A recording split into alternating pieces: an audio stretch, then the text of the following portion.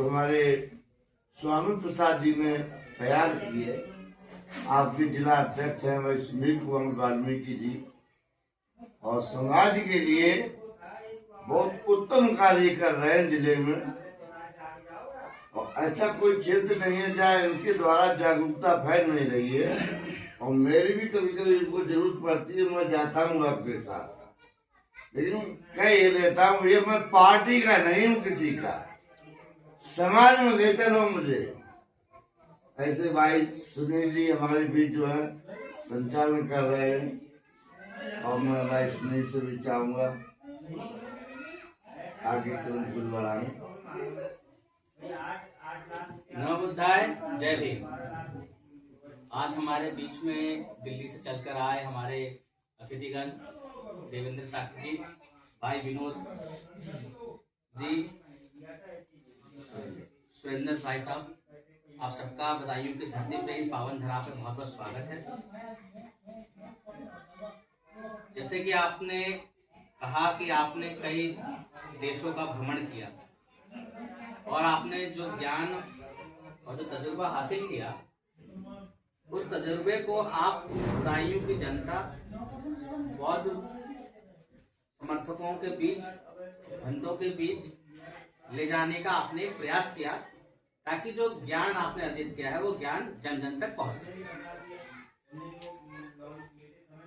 मैं सुनील वाल्मीकि एडवोकेट, जिला अध्यक्ष अपनी जनता पार्टी।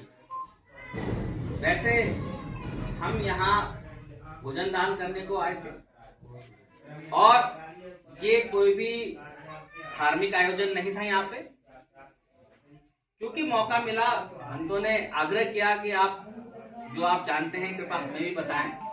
इस कारणवश यहाँ जो अतिथिगण आए उन्होंने अपनी अपनी बातें रखी। यहाँ किसी भी धर्म को अपमानित करना उद्देश्य नहीं था। यहाँ सभी धर्मों का सम्मान किया जाता है, सभी धर्म अपनी अपनी जगह सही है। सवाल ये है कि सत्य क्या है। तो सत्य को जानने के लिए जिस मार्ग का उल्लेख जो है महात्मा हमारे भगवान गौतम बुद्ध जी ने जो किया है, उस रास्ते पर चलने के लिए जो जरूरी बातें हैं उनका उल्लेख हमारे मंत्र द्वारा किया गया। बुद्धम शरणम गच्छामि, धम्मम शरणम गच्छामि, संघम शरणम गच्छामि। उसी के साथ हमारे बीच में आए हमारे विनोद भाई ने भी एक बात बताई, खास करके बताई कि धर्म को कैसे बदला जाता है, धर्म की चोरी कैसे होती है। पर इसमें धर्म की चोरी या धर्म को कैसे बदला जाता है, कि धर्म होता क्या है, उससे पहले ये समझना जरूरी है कि क्या धर्म शब्द सही है। अगर इसको संस्कृत में कहा जाएगा तो संस्कृत में सही हो सकता है, लेकिन पाली में सही नहीं है। पाली भाषा में इसे धम्म कहा जाता है। और जैसे कि यहाँ लिखा है, अपने धर्म की प्रगति इसी में है कि हम अन्य धर्म का सम्मान करें। ये हिंदी भाषा में लिखा है तो इसमें आप धर्म कह सकते हैं, पर सत्य यह है कि ये शब्द जो है धम्म है। और धम्म का शब्द का जो अर्थ होता है कि आपको जो नियम बताए गए हैं, जो पंचशील बताए गए हैं, आप उनके अनुरूप चलें। आपकी वाणी से किसी को भी कष्ट ना हो। अगर आपको ज्ञान प्राप्त हो गया है, इसका अर्थ ये नहीं है कि आपकी वाणी कठोर हो जाए, आप किसी का सम्मान ना करें, अपितु या उसके मन को समझे ना, उसकी अवस्था को भी समझना जरूरी है। आपने सवाल किया कि हमारे यहाँ पे जो बौद्धिस्ट हमारे भंते हैं वो क्षेत्र में नहीं जाते हैं। ऐसा नहीं है, जाते हैं, लेकिन उस संख्या में नहीं जाते हैं, उस तरह नहीं जाते हैं जिस तरह जाने की अपेक्षा की जाती है। आपसे अपेक्षा की जाती है कि जो बौद्धिस्ट हमारा ज्ञान है, जो हमारी शिक्षाएं हैं, उन्हें जन जन तक पहुंचाने से पहले आप स्वयं भी एकत्रित होकर किसी ऐसे महान व्यक्ति को बुलाया जा सकता है जो आपको इनके शुरुआती दौर से लेके छोर तक आपको उच्चतम कोटि तक ले जा सके। जैसे कि इन्होंने आपने एक शब्द का उपयोग किया, भंगी शब्द का, और इन्होंने खुल के बताया कि वो शब्द जो है पवित्र शब्द था पाली भाषा में, जिसमें जो व्यक्ति अपने अंदर के अवगुणों को निकाल देखता है, जिसने अपने अंदर के अवगुणों से भंग कर लिया अपने आप को, वो भंगी कहलाता था। इसका अर्थ ये होता है भग्न प्लस अगन, ये पाली भाषा है। भग्ग प्लस अग्न, भग्ग मतलब होता है नष्ट करना, अग्न मतलब होता है अंगों को, यानी कि अंगों से ऊपर जो चला जाए वो भंगी होता है। उसी तरीके से जैसे कि हम गौतम सिद्धार्थ जी को आज हम भगवान कहते हैं। भगवान का अर्थ होता है भग्ग प्लस वान। भग्ग मतलब नष्ट करना, वान मतलब वासना। जिसने अपने अंदर की वासना को नष्ट कर दिया वही व्यक्ति भगवान है।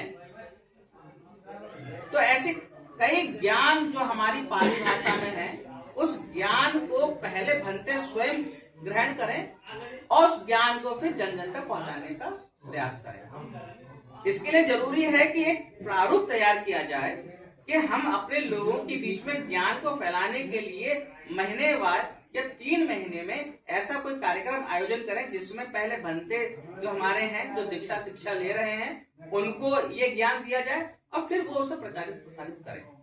जैसे कि दरवाजे दरवाजे कई हमारे पूर्वोत्तर राज्यों में आज भी भंते जो हैं लकीर से अपने एक दिशा में चलते हैं और भोजन के लिए रास्ते में जाते हैं और उसमें पड़ाव पढ़ते जाते हैं जिसमें वो लोगों को दीक्षा देते हैं। जब आप बाहर नहीं निकलेंगे, महात्मा बुद्ध ने ज्ञान प्राप्त किया, पर ज्ञान प्राप्त करने के बाद वो अपने में नहीं बिजी रहे, वो अपने कुटिया में नहीं रहे।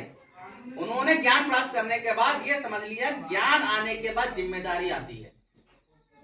जिसमें ज्ञान आ जाता है उसमें जिम्मेदारी सबसे पहला चरण है कि वो जिम्मेदार बनता है। वो जिम्मेदार सिर्फ अपने शरीर का नहीं बनता, अपने परिवार का नहीं बनता, अपने तो उस पूरे समाज का बनता है जिस समाज के साथ वो जुड़ा है। जो ज्ञानवान होता है वो सबको अपने से जुड़ा हुआ महसूस करता है, और जो अज्ञानी होता है वो तो अपने घर के बेटे को भी अपना शत्रु समझता है। हमारा इस भारत भूमि में जो भी व्यक्ति है, चाहे वो किसी भी आस्था को मानने वाला हो, वो हमारा है।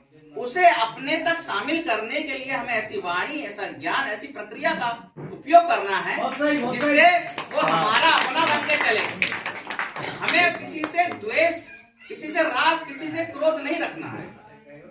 हमारी वाणी ऐसी हो, हमारा ज्ञान ऐसा हो कि हमारे ज्ञान के प्रकाश से वो आकर्षित होकर हमें अपनाए। महात्मा बुद्ध ने कभी किसी से युद्ध करके अपने ज्ञान को प्रसारित नहीं किया। महात्मा बुद्ध ने किसी को नीचा नहीं दिखाया कि हम कितना जानते हैं। और जो भी महात्मा बुद्ध के पास आया, किसी ने अगर महात्मा बुद्ध को गाली दी तो वो मुस्कुराए। उनके भक्तों ने पूछा उनसे, उनके शिष्यों ने उनसे पूछा कि बुद्ध वो आपको गाली दे रहे हैं, आप मुस्कुरा रहे हैं, आप अपमानित महसूस नहीं कर रहे हैं, हमें अपमानित महसूस हो रहा है।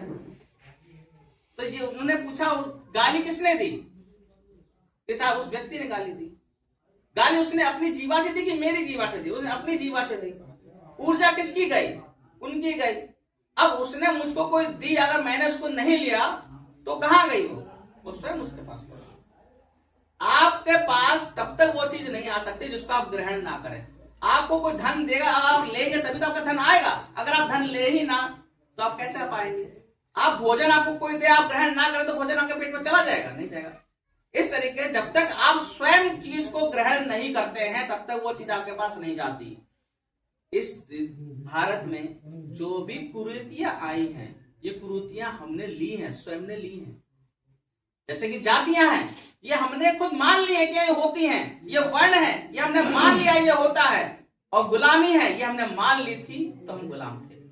जब तक हमें क्रांति का बीज उत्पन्न नहीं होगा, कि हम जब तक मानना बंद नहीं करेंगे कि हम किसी जाति में नहीं बटे हैं, हम किसी वर्ण में नहीं बटे हैं, हम किसी देश के गुलाम नहीं हैं, हम स्वतंत्र देश हैं, हमारी बौद्धिक क्षमता स्वतंत्र है और हम अपने पूरे देश को एक साथ लेने की क्षमता रखते हैं, तब तक हम आगे नहीं बढ़ सकते। हम विश्व गुरु बन जाएंगे कहने से कोई विश्व गुरु नहीं बनता। विश्व गुरु जैसा आचरण रखने से, प्रेम रखने से ही हमारा देश विश्व गुरु बन सकता है। आप लोगों ने हमें समय दिया, आपका बहुत बहुत धन्यवाद। और बुद्ध के रास्ते पे हम सब मिलके इस भारत भूमि को पुनः स्वर्णिम युग में ले जाएंगे, इसकी कामना करते हुए नमो बुद्धाय, जय हिंद।